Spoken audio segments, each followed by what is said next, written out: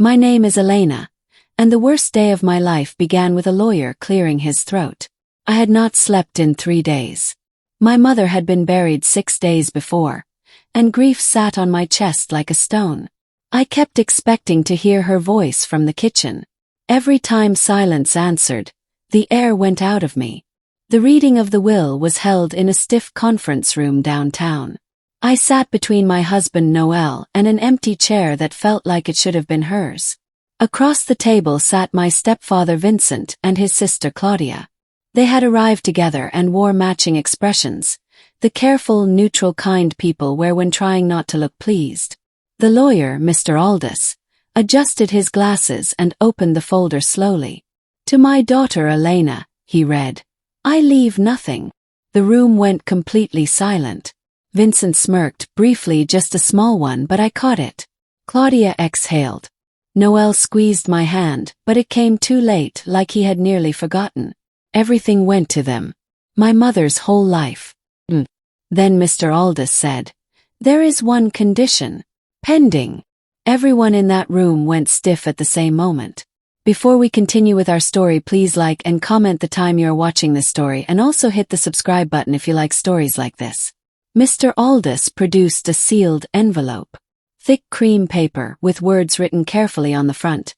To be opened if Elena contests nothing. Vincent leaned forward immediately, jaw tight. Before the lawyer could continue, my stepfather turned to me. Elena, he said, in that low, steady voice he used when he wanted to sound reasonable. Your mother was not herself at the end. Walk away quietly. Let her rest. Noel leaned close. He's right. Fighting this will cost more than it's worth. Almost agreed. I was exhausted and wanted to disappear for a week. But then I looked at the envelope more carefully. It was dated. I could read it from where I sat. Signed 2 days before my mother passed. My mother had been unconscious for 5 days before she died. She could not hold a cup. She could not write her own name. If she had not signed this, who had? I said I needed time to think. Vincent nodded like he had already won. Noel guided me to the elevator with his hand firm at my back. All the way home I stared at the window. That date. That impossible date. Someone had signed her name for her, and they had done it while she lay in that hospital bed, unable to stop them. That evening Mr. Aldous called my personal mobile. He was required to give me a copy of the envelope's contents since my name appeared on it. I sat alone at the kitchen table and slid it open. Inside was one sheet of paper. Simple. My mother's handwriting. That looping leftward slant I would know anywhere. If they're smiling, don't trust them. Wait. No money. No instructions. Just those 8 words. Later Vincent stopped by with Claudia. They were relaxed. Almost cheerful. Claudia laughed at her phone while Vincent helped himself to wine from my mother's good cabinet, the one she had always kept locked. Claudia noticed the note on the table. Your mother always loved her little dramas, she said pleasantly. I folded the note and put it in my pocket. My mother had not been dramatic a day in her life. She had been the quietest, most deliberate woman I knew. Every word she wrote she meant. Every action she took was considered carefully before she moved. She had not left me 8 words as a keepsake. She had left them as a directive. I looked at Vincent laughing in her kitchen, pouring her wine, touching her things with the ease of someone who believed he now owned them. So I would. It was Noel who made the first mistake. We had been married 4 years. I had always thought of him as steady, calm, slow to anger, dependable. I had loved those things about him once. That night, after Vincent and Claudia left, I was at the sink when Noel said, At least your stepfather can finally run things properly now. I turned off the tap. I turned around slowly. Finally, said. He blinked. I just meant it is a relief. He has been waiting to take a proper role. His voice had the texture of something rehearsed. When did you discuss this with Vincent? Asked. He shrugged. I haven't. I am just saying. He went to bed early. He stayed up. Then I picked up his phone from the charger, something I had never done in 4 years of marriage. There were deleted calls. 6 of them over 3 weeks. all to the same number. I wrote it down.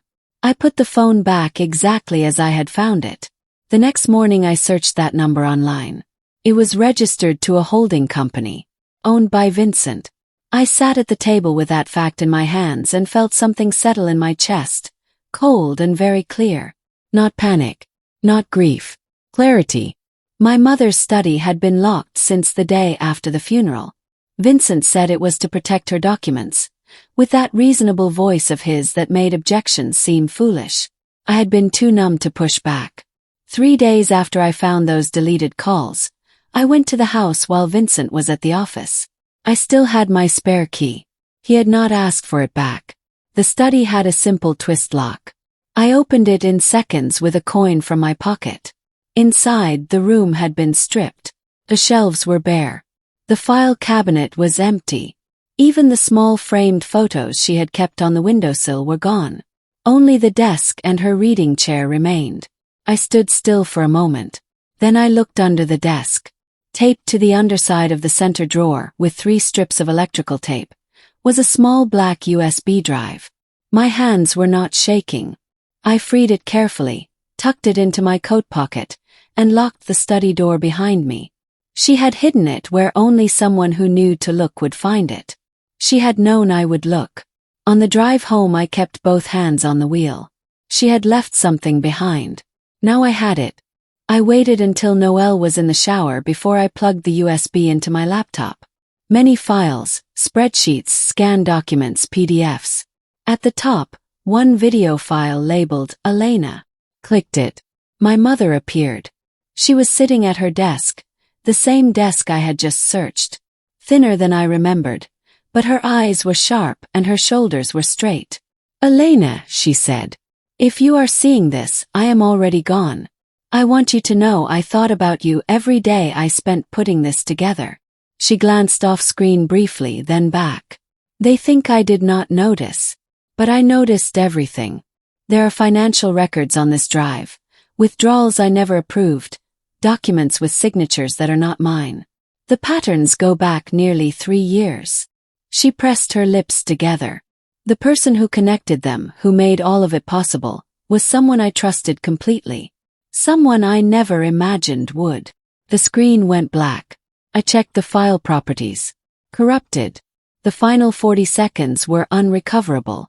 She had been about to name someone. I stared at my own reflection in the dark screen for a long time. She had known who it was.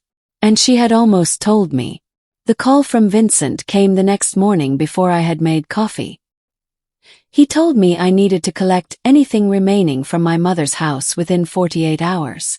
After that, the locks would be changed. I am sure you understand, he said. It is just practical. I told him I would come that afternoon and hung up. Noelle came downstairs 20 minutes later. I told him what Vincent had said. He nodded and poured himself coffee. That is fair. It is legally his house. We should respect that. He is erasing her, I said. He is managing the estate. She lived there for 22 years. Elena. His voice had that careful, firm quality. Let us start fresh somewhere new. You have been carrying grief, and it is making everything feel heavier than it is. I watched him drink his coffee. He did not look sad. He did not look angry on my behalf. He looked like a man waiting for a problem to resolve and disappear. That was the moment I understood completely and finally that Noelle was not on my side. He never had been. I smiled and said I needed air. Then I went upstairs and put the USB into my coat pocket. I was not leaving it anywhere he could find it. The next morning I checked our bank account out of habit. The balance read 0. I refreshed. Still 0. Our joint savings, 3 years of careful building, was completely empty. Called the bank. The transfer had been authorized through Noelle's login at 11:58 the previous night. I wrote down a reference number. Then I called Petra, an old university friend who worked in financial services and had nothing to do with any of this. I gave her the number and asked her to trace it. She called back 40 minutes later. The receiving account belongs to something called Veridon Holdings, private firm. No public profile. Is there a name attached? Yes. Was. Registered director is a man named Vincent Hollis. I was quiet. Elena. Are you still there? I am here, I said. Please do not tell anyone we spoke. Hung up. Noel had transferred our savings directly to my stepfather. Deliberately, timed to the minute while I slept. I sat at the table and looked at nothing for a while. There were still many files on the USB that I had not opened. It was time to go through every one of them. That night I went through every file on the USB, methodically, with a notepad and the door locked. The spreadsheets were my mother's work. Detailed, color-coded, annotated in red ink. She had flagged every anomaly.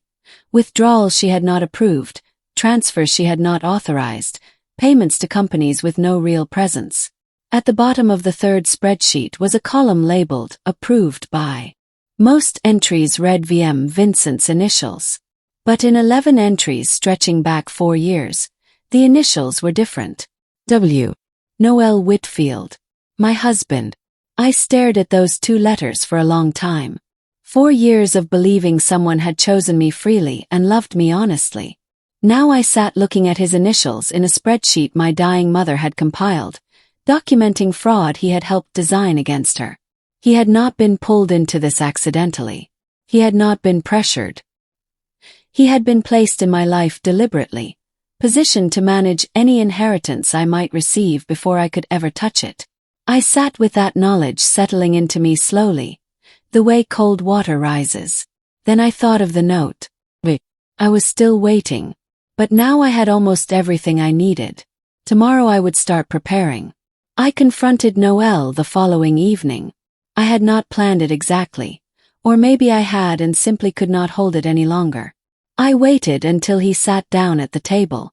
Then I slid a single printed page in front of him, just the column with his initials circled in red ink. He looked at it for a long moment without speaking. I had prepared for denial. I had the next piece of evidence ready. Instead he said quietly, "You were never supposed to find out this way." His voice was tired, almost relieved, like he had set down something heavy he had been carrying for too long. Then how was I supposed to find out? Yes. He opened his mouth. The front door opened. Footsteps came down the hallway. Vincent walked into the dining room and pulled out a chair without being invited. He looked at me, then at the page on the table. He did not look surprised. "Well," he said, settling back. "It seems we should all have a proper conversation." His voice was pleasant. His eyes were not. He had come prepared. He had known this moment was coming. The question I had not yet answered was how much he believed I already knew. They explained it with a bored, almost tired precision, the way people speak when they have decided it no longer matters. Noel had been introduced to me by design. Vincent had engineered the meeting through a mutual colleague, 3 months after marrying my mother. They had chosen Noel because he was patient, charming, and good at waiting. The goal? Manage my potential inheritance before I could access it. If my mother left anything to me, Noel would redirect it quietly into Vincent's network. They had not expected her to document everything. They had not expected the USB. As Vincent finished speaking, I felt something release inside me. The part that had clung to the possibility that Noel's love had been real, that small, stubborn part, went very still. And then it let go. I thought of the note. If they're smiling, don't trust them. She had known. Not suspected, known. She had not panicked. She had built something instead. My mother, who hated drama more than nearly anything, had spent her final months constructing a precise and patient trap. And she had left me the key. I looked at Vincent. I looked at Noel. My hands were calm in my lap. "I see," I said. And quietly I thought, wait. The call from Mr. Aldous came the next afternoon. We met at a small coffee shop near the library. He arrived early with a plain brown folder and no coffee. "There is a second condition," he said before I had fully sat down. He explained carefully. My mother had inserted a secondary clause into the original will, not the document read at the firm, but a separate instrument filed privately. Its trigger: if Elena was entirely excluded from the estate and cut off financially within the same 30-day window, the document would activate. It required my presence at his office in 7 days. Your stepfather, Mr. Aldous said, is not aware this clause exists. I sat with my hands around my tea. She planned every step, I said. He met my eyes steadily. Your mother was an exceptionally thorough woman. 7 days. Vincent didn't know. Noelle didn't know. She had not left me a simple inheritance. She had left me a strategy, built to function even after she was gone, even if I was frightened and alone. Every piece she had hidden, the USB, the storage unit, the sealed note, the second condition, only worked if they acted first. 7 days, I said. He nodded once. I drove home and started planning. I decided to become invisible. I still came home each evening. I sat at the table and answered when Noelle spoke. But I made myself look small and defeated. I cried one morning at breakfast. Real tears, because all of this was still real and terrible, and I let Vincent see them when he stopped by. His whole body relaxed.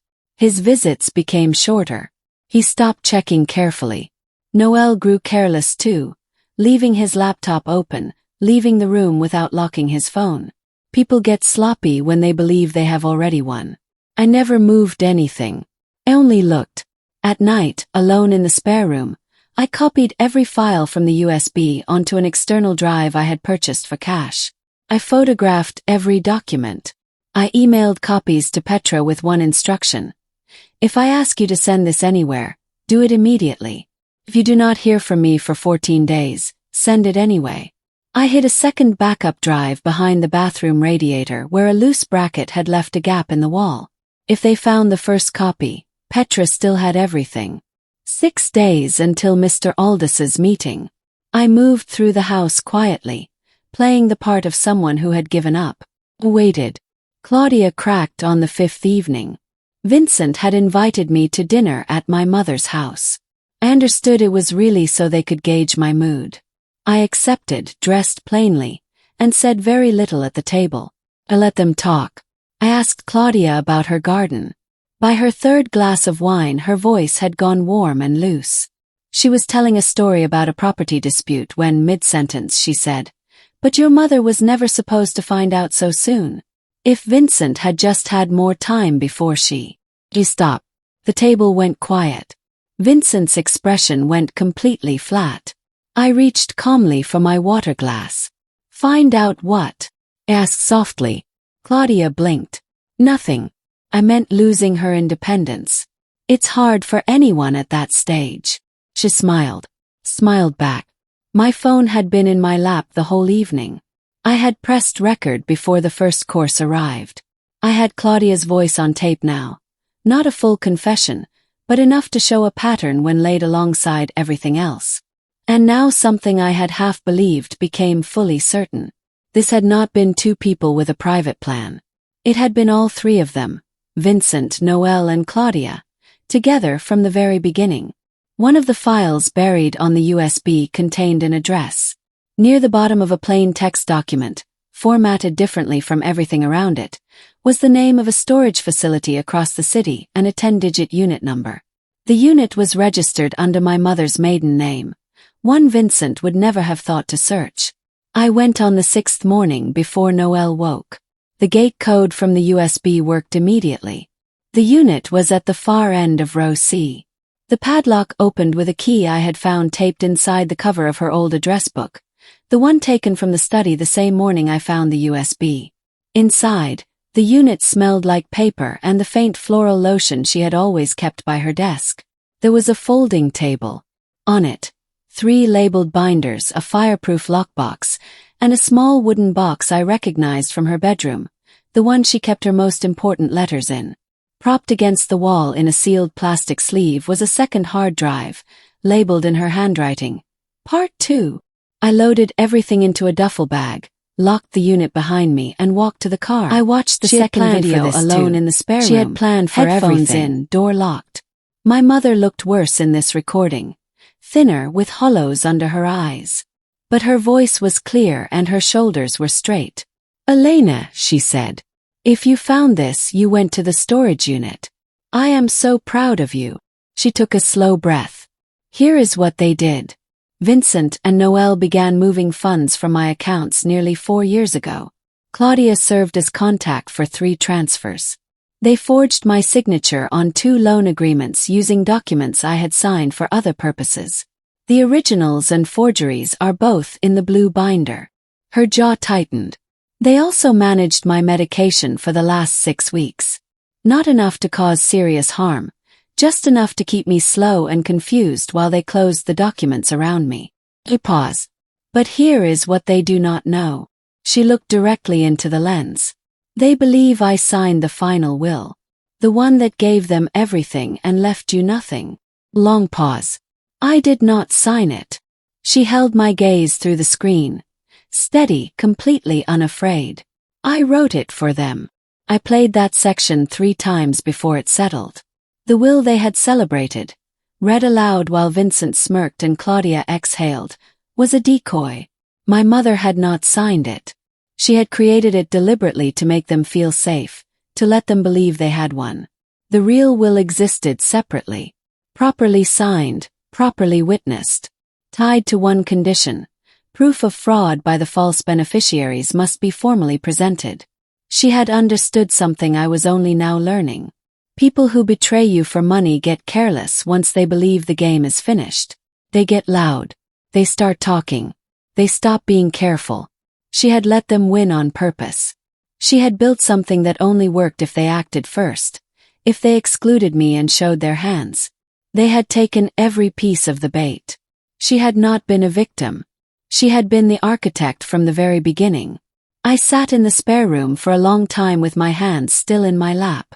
Every step she had taken, the USB, the storage unit, the note, the second condition with Mr. Aldous, all of it had been designed to lead here. She had handed me everything. Tomorrow morning I would walk it into the right room. I spent the day before the meeting preparing. I printed selected pages from the blue binder, original signature pages beside the forgeries, with my mother's handwritten comparison notes beneath each pair. I printed the spreadsheet pages with key initials circled. I printed the bank transfer records Petra had traced. I organized everything into one folder, tabbed and labeled the way my mother would have done it. Then I made 3 complete copies. One for Mr. Aldous. One for myself. The third I sealed in an envelope addressed to Inspector Carla Webb, Financial Crimes Unit, a name I had looked up 2 days earlier. She had a public departmental email address. I sent the full digital package to Inspector Webb that afternoon. All files, with a brief cover note explaining their origin. I copied Petra with instructions to confirm receipt. Then I called Petra. "If anything happens to me before tomorrow morning," I said, "send everything to Inspector Webb and to these 3 journalists." I read her the names slowly. "Elena," Petra said. "Are you safe right now?" "Tonight I am. After tomorrow I will be safer." I sat on the edge of the bed in the spare room and thought about my mother's face on the screen. I was done waiting. Noel came to find me at 9 that evening. He knocked and entered without waiting. He had been doing that recently, as if he needed to catch me mid-action. I was sitting with a book open in my lap. "You have been doing something," he said. His voice was controlled but his face was pale. "I can feel it." I said nothing. He sat in the chair by the window and rubbed his face. "Elena, I want to fix this. But you do not understand how deep this goes. People connected to Vincent will not be happy. If you pull at this, it will not be safe." "Are you threatening me?" "Yes. I am warning you. There is a difference.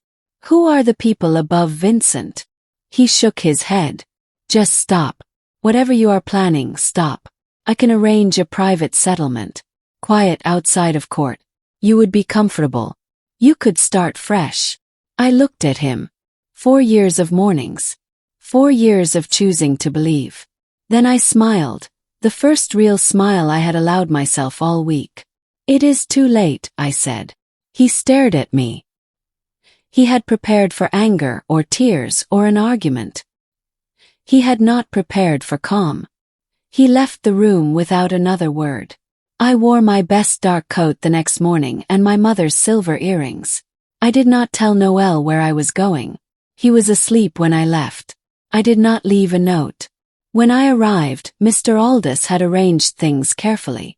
2 additional people sat in the conference room, a junior solicitor present to witness, and a woman in a grey jacket introduced as a specialist in contested estate matters. At my request, all the original parties from the first will reading had been asked to attend. I arrived after they did. Deliberately, Vincent stood near the window with a coffee, completely relaxed. He had not dressed formally. That told me he believed this would be something he could walk through easily. Claudia sat beside him and gave me a tight smile as I entered. Noel was at the far end of the table. His eyes dropped immediately to the folder I carried. I set the folder on the table. I took off my coat. I sat down. Mr. Aldous looked around the room. "Thank you for attending," he said. "We are here to address a secondary condition in the will of the late Mrs. Adele Harmon." Vincent set his coffee down carefully. His expression was confident and smooth. He had no idea what was coming. Mr. Aldous removed a document from a locked drawer, sealed in red wax, kept entirely separate. He broke the seal carefully and unfolded several pages. "This," he said, "is the valid and legally binding last will and testament of Mrs. Adele Harmon. Signed, witnessed, and filed with this office 14 months ago. It supersedes all other documents on record." Vincent came forward sharply. "Impossible. The will was all ready. The document read in this office 2 weeks ago," Mr. Aldous said calmly, "was identified by Mrs. Harmon in a sworn statement filed here before her death as a deliberately fabricated instrument, created to observe the behavior of certain parties." Claudia's face went the color of old paper. Mr. Aldous continued. "The real will was clear. The house was mine. The accounts and investments were mine. All contents of the storage unit mine. With one condition. Fraudulent activity by the named false beneficiaries must be formally presented and verified." He looked up. "Miss Elena," he said quietly, "are you prepared to present that proof?" I opened my folder. I thought of my mother sitting straight at her desk, looking into a small camera, planning all of this while she still had time. "Yes," I said. I laid it out piece by piece. I did not rush. First, the financial records, spreadsheets, transfer confirmations, account numbers. A copy went in front of every person at the table. Claudia reached to turn hers face down. The solicitor asked her quietly to leave it. Then the forgeries, originals beside the fakes, my mother's handwritten comparison notes below each pair. The difference was clear to anyone looking carefully. Then the bank records showing my savings transferred to Veridon Holdings, Vincent's company, in a single overnight movement. Then I played the dinner recording through my phone. Claudia's voice came through clearly. "Your mother was never supposed to find out so soon." Claudia closed her eyes. Then I placed my laptop in the center of the table and pressed play on the second video. My mother's face appeared. Her voice filled the room. Steady, precise, completely calm. She named them. She described the medication management, the forged documents, the coordinated transfers. She explained the decoy will and why she had created it. The room was absolutely silent. Vincent sat motionless. Noel stared at the table. Claudia's eyes were bright and wet. My mother's voice went on and on. There was nothing any of them could do to stop it. Vincent broke first. He pushed back from the table and pointed at me across it. "This is fabricated," he said loudly. "She tampered with those records. Ask her how she accessed a locked room." "The USB drive," Mr. Aldous said evenly, "was left for Elena by her mother. Its existence and location are documented in the sworn statement filed with this office. She broke into my house." "It was her mother's house," I said. "I had a key." Claudia was already moving. She said she had only followed Vincent's instructions, that she would cooperate fully with any investigation. She said it quickly, looking toward the woman in the gray jacket. Noel said nothing. He stared at his hands. Vincent turned to him sharply. Tell them she is lying. Several long seconds passed. Then Noel said, I'm sorry, Elena. Flat. Hello. Not enough. Not even close. But I did not need anything from him anymore. The woman in the gray jacket set her pen down. I will need to make a call, she said. She stepped out. 15 minutes later, 2 officers from the Financial Crimes Unit came through the front door of the building. I had sent everything to Inspector Webb 3 days ago. She had been ready and waiting. 3 weeks later I went back to the house. My house now. I walked through the front door and did not brace for voices that did not belong. I moved through the rooms slowly. The kitchen where she made tea. The hallway where she kept her umbrella even in summer. The study, repainted in the soft cream color she had always talked about. I sat at her desk and opened the laptop. At the top was a file labeled simply, Last One. My mother appeared. She was in her bedroom chair near the window, where afternoon light came in warm and quiet. She looked tired but not afraid. Elena, she said. If you are watching this, you did not break. You found everything, you used it, and you finished it. I knew you would. She smiled, full, real, and warm. They tried to make you small because they were afraid of how large you actually are. Go live now, my love. Took care of them. Everything else is yours. I sat at her desk and finally let myself cry. Not from pain. Not only from grief. I cried because she had known exactly who I was. And she had spent her last months making sure the world would know it too.